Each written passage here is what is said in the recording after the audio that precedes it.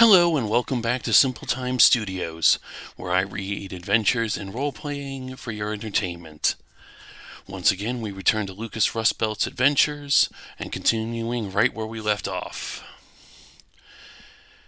Expedition 2. Backtracking to the settlement, Lukas Rustbelt led Broker home before quickly resupplying and heading back into the mine. As he left the colony storehouse, the quartermaster called out to him, "Young lord, please take this. You or Ironbeard might need it." The quartermaster explained as he handed Rustbelt a med kit. Lukas groaned slightly. As a sinker, he was trained in field medicine, and it would be wise to not be as careless as he was the first time. Carefully navigating the first level, mindful of the dangers he faced the first time, he returned to the elevator. With Dumpling in tow, he boarded the rickety lift and made his way down to the second level. Once more into the mines of Kazum Baram. Alright, rolling for what we encounter first. Alright. Arriving down at the base of the elevator, Lukas raised his fusion lamp and checked his surroundings for signs of Ironbeard's squad. The only object of interest was a massive stone door adorned with dwarven runes that glowed with golden light as he shined his lamp on them. Boot prints in the asteroid dust made it clear that Ironbeard's band went this way, but how did they open it? Alright, consulting with the Oracle. Okay, the situation is risky, challenging, so this will be a skill check. Alright. Racking his brains and wishing he paid more attention to his classes on ancient dwarven runes, Lukas gently stroked a particularly promising combination of runes and caused them to glow brighter. The door opens with a slow, rumbling groan that could be felt as well as heard throughout the entire mine, and Lukas found himself beginning to glow with the same golden light as the runes. Not bright enough to see without his lamp, but bright enough that stealth would be completely impossible for the remainder of his explorations of this floor. He could only hope that stealth would not be necessary as he made his way through the door and down the corridor. Okay. Walking down a long corridor of hued asteroid stone, Lukas immediately noticed that the further down he went, the more angular the tunnel looked, almost like it was recently dug out. A few more meters and he had his answer why.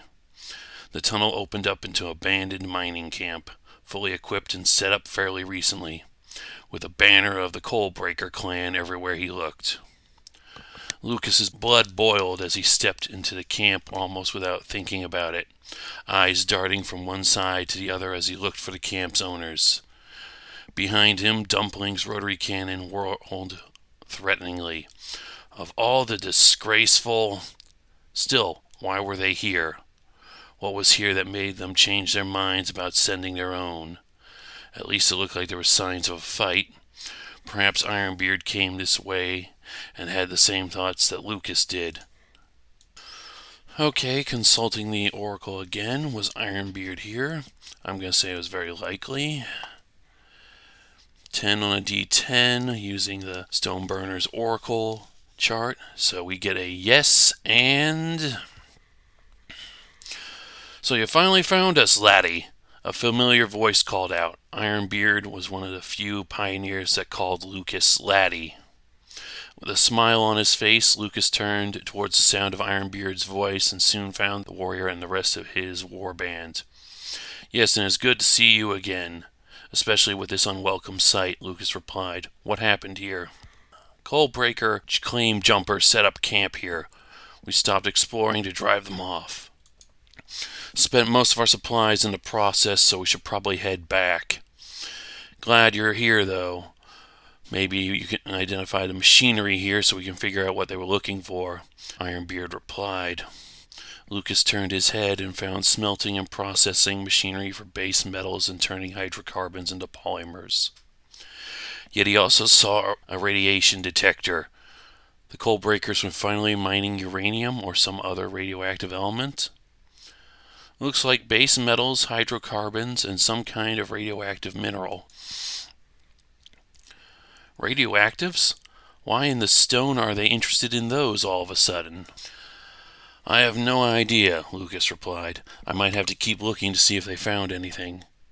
Very well, my lord. Be careful, though. We're going to head back to the settlement, Ironbeard replied. Lucas nodded and began to look through the equipment the coal breakers left behind. Perhaps there was something that the Rustbelts could use. All right, rolling my loot die since the start of the run. All right. Pocketing a few odds and ends of surveying equipment the colony could use, he takes a promising-looking tunnel at the far end of the camp deeper into the mines. Alright, what does he encounter next? On his way into the tunnel, Lucas stopped by a rusted mining cart once used by the original miners. On a whim, he looked inside. Perhaps the coal breakers hid something. Alright. Lucas's eyes went wide as he found an unlocked strong box full of mineral samples. Yes, the coal breakers did indeed hide something here. Just from sight alone, he found samples of iron, titanium, gold, and silver. There were also several samples he couldn't identify without laboratory equipment back at the settlement. The samples alone were worth a fortune. The deposits they were from could be worth even more. Putting the box in his backpack, he continued down a short tunnel until the tunnel opened up into another room. Okay.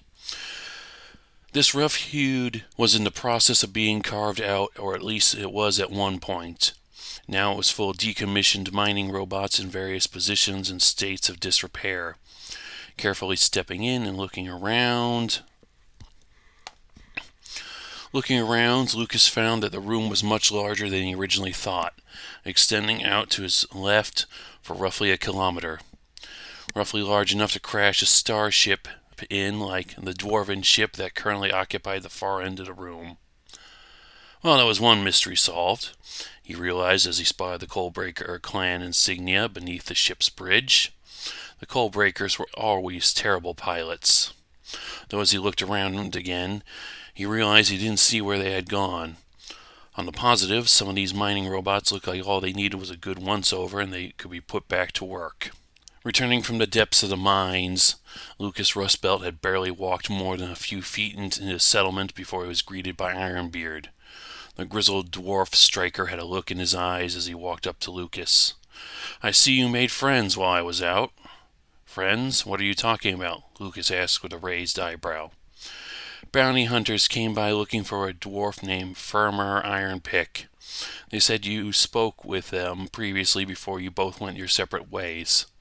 Said the dwarf was wanted for death in several systems before I sent them off." "Yes, something didn't feel right about that conversation, but I was traveling alone, so I wasn't hesitant to fight. Fortunately, they were hesitant as well," Lucas replied. "Yes, the bladed chains would be hesitant to fight a properly armed dwarf. Even a single dwarf," Ironbeard replied knowingly. "The bladed chains, Guild?" Lucas replied as recognition finally hit him. So they were lying. Otherwise, skip tracers and debitor hunters would be an odd choice for hunting someone so dangerous. Perhaps, perhaps not. Either way, perhaps we should try and find Ironpick ourselves. We cannot truly say until we've heard both sides of the story, Ironbeard replied. "But if one side is lying, then haven't we already heard both sides of the story?" Lucas asked. "Perhaps, but still, we better look for him. Between him and the Coalbreakers, we have two problems too many to not put a stop to one of them," Ironbeard replied. Lucas sighed. The Coalbreakers abandoned their ship in their mining camp. There was no sign of them in that branch of the mine. Did you see which way the bounty hunters went? "Back into Kazumbaram," Ironbeard replied, his eyes making it quite clear where they had to go next. End of session.